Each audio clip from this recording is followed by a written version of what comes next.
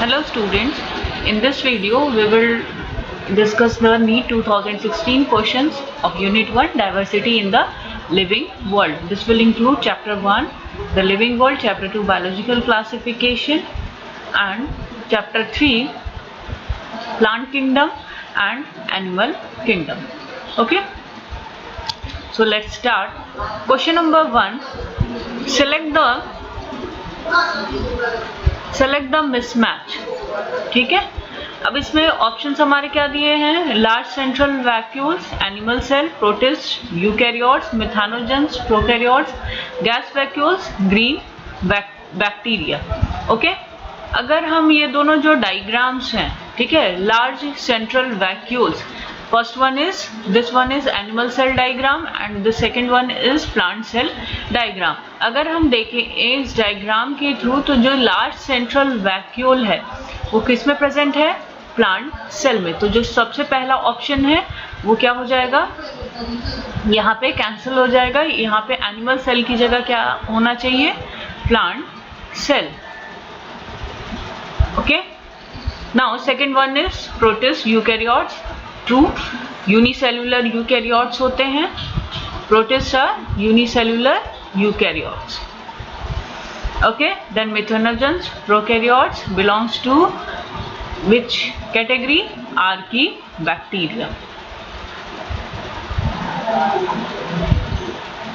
Then gas vacuoles, green bacteria. Gas vacuoles buoyancy provide करने के लिए होता है ग्रीन बैक्टीरिया में. ठीक है. Then question number 2, select the wrong statement.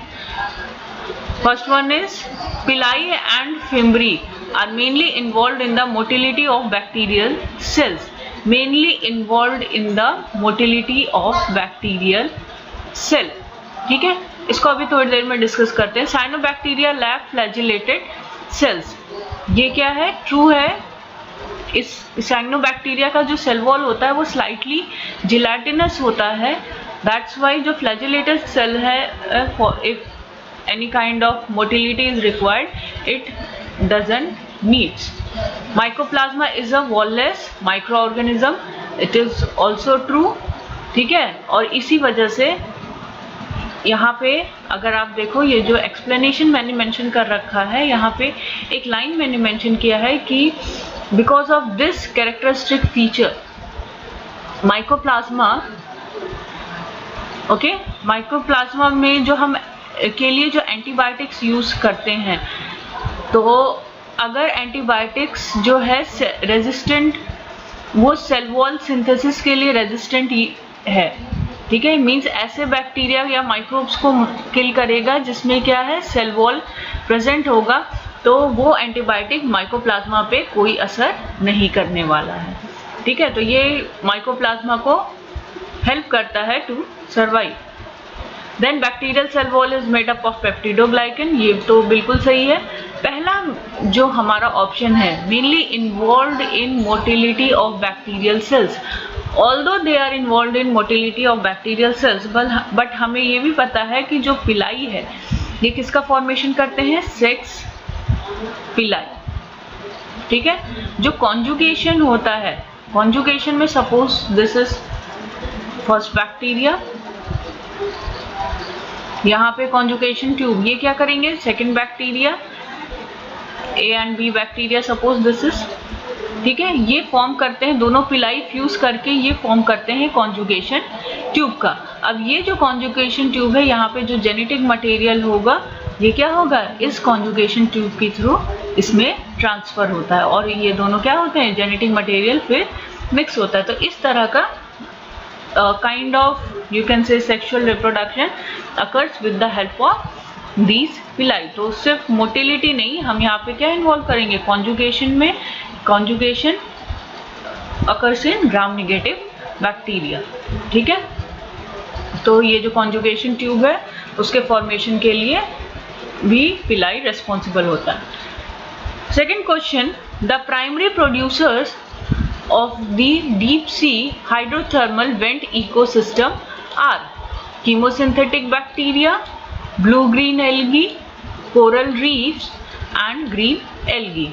Deep sea hydrothermal vent, deep sea से एक चीज याद रखना, जो डीप सी होता है वहां पे जो सनलाइट होता है, सनलाइट का जो प्रेजेंस होता है वो मिनिमम होता है, मिनिमम सनलाइट। बट यहाँ पे दो चीजें आपको नोटिस करना है, green algae and blue green algae, दोनों को क्या चाहिए, they require sunlight for photosynthesis. तो ये जो हमारे दो ऑप्शन है, तो ये अकॉर्डिंग टू क्वेश्चन ये टोटली क्या हो जाएंगे, रिजेक्ट हो जाएंगे, because deep sea hydrothermal vent में जो सनलाइट है उसका प्रेजेंस टोटली क्या होता है, मिनिमम होता है, और जिसकी वजह से ऑक्सीजन भी क्या होता है वहां पे कम होता है। देन कोरल रीफ्स किसके थ्रू फॉर्म होता है, coral reefs are form by seal and क्रेटा, ठीक है। और कोरल रीफ्स एक तरह से ये हैबिटेट फॉर्म करता है बहुत सारे एक्वेटिक एनिमल्स और प्लांट्स के लिए। अगर ये हैबिटेट फॉर्म कर रहा है बहुत सारे एक्वेटिक प्लांट्स और एनिमल्स के लिए, यानी कि इसको भी बहुत सारे क्या है, सनलाइट और ऑक्सीजन की जरूरत पड़ेगी। दैट्स वाई ये जो हमारे तीन ऑप्शंस हैं, second, third and fourth, they totally means ये जो हमारा क्वेश्चन है उसके अकॉर्डिंग ये क्या है, बिल्कुल अलग है। इनको ऐसी जगह रहना है जहाँ पे सनलाइट मैक्सिमम हो, ऑक्सीजन का अमाउंट क्या हो, मैक्सिमम हो, ठीक है। They are totally autotrophic. अब कीमोसिंथेटिक बैक्टीरिया ये जो है, chemosynthetic means photosynthetic, photo means light, तो लाइट के प्रेजेंस में जो अपना फूड सिंथेसाइज करेंगे दैट विल बी फोटोसिंथेसिस। अब वहां पे लाइट एब्सेंट है, दैट्स वाई कीमोसिंथेटिक बैक्टीरिया, यानी कि केमिकल्स के बेसिस पे, केमिकल मीन्स सबसे अच्छा एग्जांपल है हाइड्रोजन सल्फर बैक्टीरिया H2S यहाँ पे इलेक्ट्रॉन डोनर का काम करता है, और ये जो है सल्फर बैक्टीरिया सबसे अच्छा एग्जांपल है कीमोसिंथेटिक बैक्टीरिया के लिए, ठीक है। तो your option will be first. Now which one of the following is wrong for fungi. सबसे पहला ये ऑप्शन है, ये बहुत इजी क्वेश्चन है, all fungi possesses are purely cellulosic cell wall. Cellulosic नहीं होता है, जो सेल वॉल होता है फंजाई की किसकी बनी होती है, काइटिन की, ठीक है।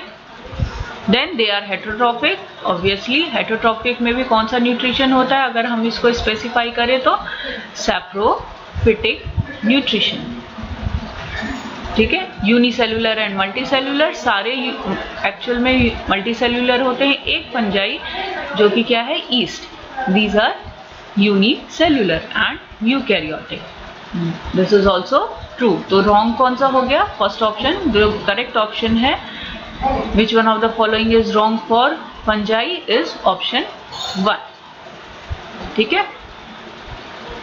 जो नीचे मैंने एक्सप्लेनेशन दे रखा है ना, वो ड्यूरिंग वीडियो आप हो सके तो पॉज करके उन एक्सप्लेनेशन को एक बार पढ़ लेना, क्योंकि उससे रिलेटेड थोड़ा डिटेल एक्सप्लेनेशन जो भी क्वेश्चन है या फिर उससे रिलेटेड क्वेश्चन जो और क्या बन सकते हैं वो उसमें मेंशन है। That so it's a request that please further study the explanation of the answers. Now question number 5. Methanogens belong to archaebacteria, dinoflagellates and slime molds and eubacteria. तो methanogens are bacteria। सबसे पहले तो ये किस bacteria, और bacteria किस phylum से belong करता है, sorry, kingdom Monera. They all bacteria belongs to kingdom Monera, ठीक है। किंगडम मोनेरा में जो बैक्टीरिया ग्रुप है वहां पे दो तरह की कैटेगरी होती है, पहला होता है archaebacteria and second one is eubacteria, ठीक है। You means true and bacteria, true bacteria. Archie means old, तो ओल्डेस्ट एंशियंट, ओल्ड या ancient bacteria, that's why these bacteria are also known as ancient bacteria। यहाँ पे further फिर इनके 3 categories हैं। पहला है हेलोफाइल्स, ठीक है, जो कि कहाँ रहते हैं, एक्सट्रीम सॉल्टी एरियाज में। दूसरा है थर्मोफाइल्स या थर्मो एसिडोफिल्स भी बोलते हैं, थर्मोफाइल्स। थर्मो मीन्स टेम्परेचर, तो जहाँ पे मोर देन 60 डिग्री से ज़्यादा टेम्परेचर होता है, 60 डिग्री या आप बोलो 80 डिग्री से ज़्यादा टेम्परेचर होता है, लाइक वॉल्केनोज, हॉट स्प्रिंग्स, वहाँ पे ये सर्वाइव करते हैं। कौन से, थर्मोफाइल्स। लास्ट वन इज मेथानोजेंस, ठीक है, मेथानोजेंस जहाँ पे मीथेन CH4 का अमाउंट बहुत ज़्यादा होता है, और ये अमाउंट कहाँ पे होता है, मार्शी एरियाज में, ठीक है। तो यहाँ पे आप देख सकते हो जो आर्की बैक्टीरिया है, ठीक है, वो इंक्लूड करता है, तीन कैटेगरी इंक्लूड कर रहे हैं, हेलोफाइल्स, थर्मोफाइल्स एंड मेथानोजेंस। तो methanogens will belong to which category, Archaebacteria. Option 1 will be the correct option. Dinoflagellates and slime molds. Dinoflagellates और slime molds किस कैटेगरी से बिलोंग करता है, कि kingdom protista. Unicellular eukaryotic group जो होता है, किंगडम प्रोटिस्टा। एंड यूबैक्टीरिया, तो ट्रू बैक्टीरिया हमारा जो हो गया, ठीक है। They are characterized by, eubacteria are characterized by presence of cell wall, and अगर मोटाइल है तो इसमें फ्लैजेला प्रेजेंट होगा। और डायनोफ्लैजेलेट्स, डाई मीन्स टू, तो those protists having two flagella, they belongs to dinoflagellates group. Slime molds, protists which are saprophytic in nature, these organism belongs to slime molds. Okay. Now next question, select the wrong statement. Diatomaceous earth is formed by the cell walls of diatoms. Okay, second option, diatoms are chief producers in the oceans. Third, diatoms are microscopic and float passively in water. And fourth option is the walls of diatoms are easily destructible. Okay, diatomaceous. First of all, ये जो diatoms होते हैं, ठीक है, they belongs to which kingdom, kingdom protista, ठीक है। Protista का जो ग्रुप है क्राइजोफाइट्स, ये उससे बिलोंग करते हैं। इन क्राइजोफाइट्स में दो ग्रुप्स होता है, पहला है डायटम्स और दूसरा है डेस्मिट्स, जिसको हम गोल्डन एल्गी भी बोलते हैं। दे आर प्लैंक्टॉन्स मीन्स जो वाटर करंट के अकॉर्डिंग, जिस डायरेक्शन में वाटर करंट है उस डायरेक्शन में फ्लोट करते हैं। Okay, their cell walls, diatoms के जो सेल वॉल्स होते हैं वो किसके बने होते हैं, सिलिका के बने होते हैं, ठीक है। और जो सेल वॉल होते हैं, एक सिंगल सेल वॉल नहीं, यहाँ पे कितने, 2 थिन सेल वॉल प्रेजेंट होता है, 2 सेल वॉल प्रेजेंट होता है। एंड दे आर ओवरलैप, जैसे सोप बॉक्स होता है ना, वहाँ पे आप उसको क्या करते हो, ओवरलैप करके उसको क्लोज करते हो, वैसे ही यहाँ पे इनके जो सेल वॉल्स होते हैं वो क्लोज होते हैं। अब the next is cell wall is made up of silica. अब because they are made up of silica, silica कहाँ प्रेजेंट होता है, सैंड में, जो बालू होता है उसमें सिलिका का कंटेंट बहुत ज़्यादा होता है। So their cell wall is made up of silica, that's why the walls of diatoms are indestructible. यानी कि जो आपका फोर्थ ऑप्शन है जो कि मेंशन है क्वेश्चन में, देखो द फोर्थ ऑप्शन, ठीक है, this one, the fourth option, यहाँ पे क्या मेंशन है कि the walls of diatoms are easily destructible. तो ये टोटली क्या हो गया, रॉन्ग हो गया। और ऐसा क्यों होता है, because the walls is made up of silica. Now अब डायटम्स डेथ के बाद इसकी जो सेल वॉल होती है वो क्या हो जाती है, डिपॉजिट हो जाती है। और डिपॉजिट होने के बाद वो कलेक्ट होके एक्यूमुलेट होता है और फॉर्म करता है डायटोमेशियस अर्थ, ठीक है। सो सिलेक्ट द रॉन्ग स्टेटमेंट, यहाँ पे ऑप्शन आपका क्या हो जाएगा, ऑप्शन। इसीलिए बोला ये जो आपके ऑप्शंस है, सबसे पहली चीज़ इसलिए जो आंसर्स के एक्सप्लेनेशन है इसलिए कह रहे हैं स्टडी करने को, because all the explanations I have included from your NCERT। So language भी इजी है और अगर आप उसको रीड करोगे तो आपको खुद पता चल जाएगा कि कहाँ पे कौन सी चीज़ मेंशन थी। Now question number 7, the label of a herbarium sheets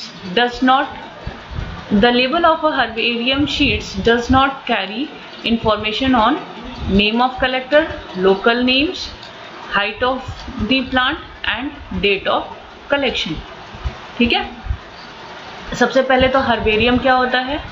herbarium actually एक स्टोर हाउस है, वहाँ पे जो एक शीट्स होती हैं, ठीक है, हर्बेरियम शीट्स आती हैं, it's mostly bigger than your A4 sheets, ठीक है, A4 शीट्स। यहाँ पे कोई भी जो प्लांट होता है, ठीक है, उसको ड्राई करके और इस पे पेस्ट किया जाता है, ड्राई करके इस पे पेस्ट करके प्रेस की dry pressed and pasted on a herbarium sheet, ठीक है। अब यहाँ पे जो हर्बेरियम शीट है, यहाँ in this bottom right most corner, यहाँ पे क्या क्या मेंशन होता है? सबसे पहला तो कि कौन सा नाम है, कि कौन सा प्लांट है, ठीक है, नाम उस प्लांट का, genus name, local name and English name. Genus means botanical name, local name and English name, okay. Then which family does it belong, सबसे पहले तो हम यहाँ पे इसके नेम के बारे में, ठीक है। फिर from which family does it belongs, family means plant की family, okay. Then collectors name, जो नेम है, मीन्स सपोज करो कि आपका नाम हो गया एन नेहा ही सपोज कर लो, नेहा, ठीक है, कलेक्टर्स नेम। सो इतनी चीज़ें, और बहुत लोग डेट ऑफ कलेक्शन भी मेंशन कर देते हैं सबसे लास्ट में, डेट की इस डेट पे, और प्लेस भी बहुत लोग मेंशन करते हैं कि इस डेट पे इस प्लेस से यहाँ पे कलेक्ट किया गया। बट यहाँ पे हम ये चीज़ नहीं मेंशन करते कि what will be the height of the plant. Height of the plant यहाँ पे मेंशन नहीं होता है, ठीक है। Now let us move to our next question.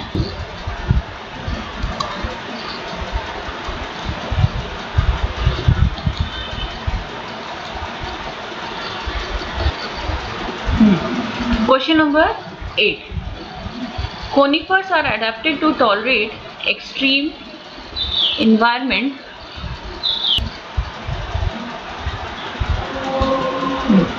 Conifers are adapted to tolerate extreme environmental conditions because of superficial stomata, thick cuticle, presence of vessels, broad hardy leaves।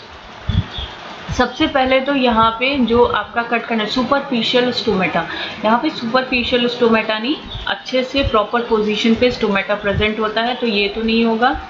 Then thick cuticle, presence of vessels, vessels conifers belongs to gymnosperms, okay. और gymnosperms में ये चीज़ हमने पढ़ा है, जो vascular bundles होते हैं, जो जाइलम होता है, वेस्कुलर बंडल में जाइलम फ्लोएम दोनों इंक्लूड होता है, तो जाइलम वेसल्स ये क्या होते हैं? एब्सेंट होते हैं, these are absent. So this option presence of vessels ये भी रॉन्ग हो गया। Then broad hardy leaves, broad hardy leaves अगर आप क्रिसमस ट्री देख लो, पाइन ट्री देख लो, साइकस देख लो, साइकस में सॉफ्ट लीव्स होते हैं, ब्रॉड होते हैं, ठीक है। पाम ट्री के लीव्स देख लो तो सॉफ्ट होते हैं, तो हार्डी लीव्स यहाँ पे नहीं होते, ठीक है। वो डिजर्ट प्लांट का कैरेक्टर होता है, कॉनिफर्स का नहीं होता। सुपरफिशियल स्टोमेटा भी नहीं, तो बचा क्या? Thick cuticle. थिक क्यूटिकल यहाँ पे एक्सट्रीम एनवायरनमेंट को से प्रोटेक्ट करने के लिए, लाइक कॉनिफर्स जो होते हैं पोलर रीजन्स पे, polar regions in the sense कि जहाँ पे बहुत ज़्यादा, not on the polar region but जहाँ पे एक्सट्रीम कोल्ड होता है वहाँ पे भी पाया जाता है, देन डेजर्ट एरियाज में पाए जाते हैं। तो these thick cuticle protect them from these adverse environment. And also the stomata is actually not superficial, the stomata is sunken stomata, ठीक है, to reduce water loss. Now which one of the following statement is wrong? First is algin is obtained from red algae and carrageenan from brown algae. agar is obtained from Gelidium and Gracilaria. This option is truly correct. Laminaria and Sargassum are used as food. Obviously Laminaria आपको पता है कि या पढ़ा भी है कि it is a good source of iodine, so it is used as a food. Algae increases the level of dissolved oxygen in the immediate environment. So it increases, actually algae is the highest number of producers in our environment. So 80% of the photosynthesis is carried out by algae. So it will obviously increase the level of dissolved oxygen. So first option, तीन option तो हमारा सही हो गया. First option को discuss करते हैं. यहाँ पे क्या प्रॉब्लम आ रही है? Algine is obtained from red algae and carrageenan from brown algae. ठीक है. एल्जीन, एक्चुअल में जो एल्जीन होता है वो कहाँ से ऑब्टेन करते हैं? ब्राउन एल्गी से. और कैराजीन जो है ऑब्टेन करते हैं रेड एल्गी से. मीन्स रिवर्स कर दिया है. बाकी चीज़ें सही है बट यहाँ पे क्या कर दिया? जस्ट अपोजिट कर दिया. Algin is obtain from brown algae and carrageenan in obtain from red algae. Algin is, अब इसका यूज भी पढ़ लेते हैं. Algin is use for lower cholesterol levels. Cholesterol level को कम करने के लिए यूज किया जाता है. Carrageenan it is used as gelling and thickening and stabilising properties like shoe polish, then jellies, gelling substance, shampoos, conditioners यहाँ पे यूज किए जाते हैं for thickening. Okay, then match column 1 and column 2 for housefly classification and select the correct option using the codes given below. Column 1 family, order, class, phylum. Column 2 Diptera, Arthropoda, Mucidae and Insecta. ठीक है. अगर आपको याद होगा आपके NCERT में chapter 1 में एक बॉक्स बना के दिया हुआ है. सॉरी, चैप्टर 1 में नहीं, हाँ चैप्टर 1 में एक बॉक्स दिया हुआ है. उसमें 5 जो है डिटेल लेबलिंग किया हुआ है, डिटेल क्लासिफिकेशन किया हुआ है. Humans, house fly, mango and cockroach and एक दो और है, मुझे ध्यान नहीं आ रहा है. तो उस चीज़ को आप हमेशा याद रखना क्योंकि मोस्टली उसी से या उससे रिलेटेड कोई और उसी फैमिली का जो बिलोंग करेगा मोस्टली ऑप्शंस में या क्वेश्चंस में आ जाते हैं. एनसीईआरटी से बहुत ज़्यादा इधर उधर आपके क्वेश्चंस नहीं आते हैं. तो एनसीईआरटी को पहले बेस बना लो, उसके बाद आप टेक्स्ट बुक को रिकमेंड करना. सो अगर हम इसको ऐसे ही वहाँ पे अगर हम कॉलम को नहीं पे ना जाके कॉलम ऐसे ही इसको लिखते हैं. अगर इंसेक्टा मेंशन हो गया, ठीक है, insects belong to phylum arthropoda, तो हमारा सबसे पहला क्या हो जाएगा? Phylum arthropoda. इंसेक्टा क्या है? Class insecta, order Diptera and family म्यूसिडी. Okay, phylum arthropoda. Arthropoda का कैरेक्टरिस्टिक फीचर क्या है? Jointed appendages. देन इंसेक्टा, जितने भी इंसेक्ट्स होते हैं उनमें क्या होता है? 3 pairs of legs. Hexapoda mean 6 legs होते हैं total. Then diptera has 1 set of wings and 1 set of halteres. वो दिखने में एक्चुअल में 2 विंग्स आपको लगेंगे. तो 2 विंग्स आप कभी भी देखो, अगर हाउस फ्लाई अगर कहीं पे सिट करती है तो सिर्फ एक ही विंग्स को यूज़ करती है, दूसरा विंग्स उसका एज इट इज़ रहता है. ठीक है, उसका यूज़ नहीं करती है. उसका यूज़ एक्चुअल में वो कहाँ पे करती है? For balance. They use it for balance, known as halteres. Then muscidae, all house flies belong to family muscidae. So यहाँ पे जो करेक्ट ऑप्शन है इसी के अकॉर्डिंग आप अरेंज कर लेना. ए का थर्ड, बी का फर्स्ट, सी का फोर्थ एंड डी का सेकेंड. ठीक है, एरो से मैंने कर दिया है, इसको आप अरेंज कर लेना. इन जो कॉलम वाले क्वेश्चंस होते हैं ना, इसमें मोस्टली जो आपको पता होता है पहले उसको मैच कर लो, फिर उसके बाद वो खुद ब खुद सीरीज बनने लगती है. Now question number 11, choose the correct statement. Correct statements में first one is all cyclostomes do not possess jaws. All cyclostomes do not possess jaws and paired fins. Then all reptiles have a 3-chambered heart. Three-chambered heart. All pisces have gills covered by operculum and all mammals are viviparous. अब एक एक करके इस options को discuss करते हैं. All cyclostomes do not possess jaws. ये जो है टोटली करेक्ट है. जो साइक्लोस्टोम्स होते हैं they belongs to division Agnatha. Ganatha means jaws and A means absent. So they belongs to group division A Ganatha. So that's why paired fins भी इनमें क्या होते हैं, absent होते हैं. तो obviously first option is our correct. So हमारा पहला ही ऑप्शन हमें मिल गया correct statement. So our correct statement is option 1.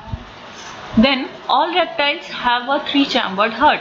अगर यहाँ पे all ना देख के सिर्फ ये मेंशन कर देता reptiles, तब तो फिर भी ऑप्शन इस बारे में सोच सकते हैं. बट यहाँ पे हमें पता है कि एक एक्सेप्शन है with four-chambered heart and that is crocodile. Crocodile is the only member which have four-chambered heart. Then all pisces have gill covered by an operculum. ये totally false है because if we talk about class Pisces तो यहाँ पे दो groups होते हैं. ठीक है, फर्स्ट वन इज कॉन्ड्रिक्टिस जिसको हम कार्टिलेजिनस फिशेस भी कहते हैं. Second one is osteichthyes. ठीक है, इसको हम क्या बोलते हैं, bony fishes. This one is cartilaginous fishes. Cartilaginous fishes में ये चीज टोटली क्लियर है कि they don't have gill cover. Gill cover means operculum is absent. Also air bladder या फिर swim bladder is also absent here. That's why they are continuous swimmer. Continuous swim करते हैं, ये कभी रेस्ट नहीं करते हैं. और यहाँ पे ये दोनों चीज क्या होता है, ऑस्टियोप्थिस में प्रेजेंट होता है, but in chondrichthyes it is absent. So यहाँ पे जो थर्ड ऑप्शन है जो कि मेंशन है all pisces have gills covered by operculum, this statement is wrong. Then all mammals are viviparous. यहाँ पे again we have two exceptions. One is platypus, ठीक है, and second one is spiny anteater. These two is the our exceptions of viviparous. They both are oviparous, means mammals, egg laying mammals. These are egg laying mammals. Okay,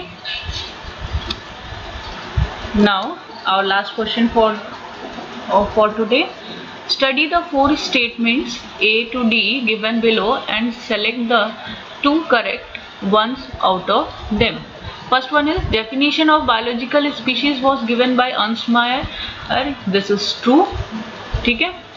Then photoperiod does not affect reproduction in plants. Actually, it affects. Photoperiod is regulated by plant hormones. That's why it affects the reproduction in plants. Binomial nomenclature was given by R.H. Whittaker. No, R.H. Whittaker has given five kingdom system.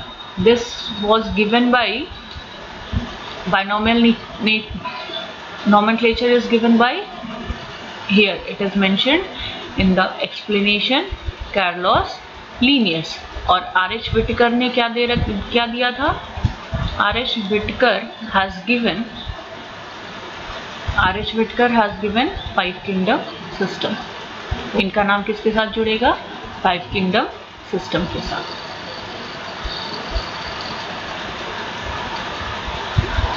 Then in unicellular organism reproduction is synonymous with growth. Synonymous means similar. ठीक है, तो unicellular organism they have only, if we talk about amoeba they have only one cell. ठीक है, तो ये इनकी body तो growth नहीं होती है, जब ये डिवाइड होते हैं, ठीक है, डिवाइड होंगे तब इनके लिए वही क्या होता है, एक तरह से अगर if they are dividing means cells grow कर रहे हैं. जब सेल्स ग्रो करते हैं means they will now next step will be their division. Cell division के टाइम ये क्या करते हैं, इनके सेल्स में ग्रोथ होती है. That's why we can say in unicellular organism reproduction is synonymous with growth. So our option A and D, two options are here correct. A, biological species concept was given by Ernst Mayr, and D, synonymous with growth. Okay, so this is the explanation for the 2016 unit 1 diversity in the living world NEET questions. Hope you like the video, so please like, share and subscribe, and if you have any related questions to this, please mention it in the comment section for your reply. Thanks for watching.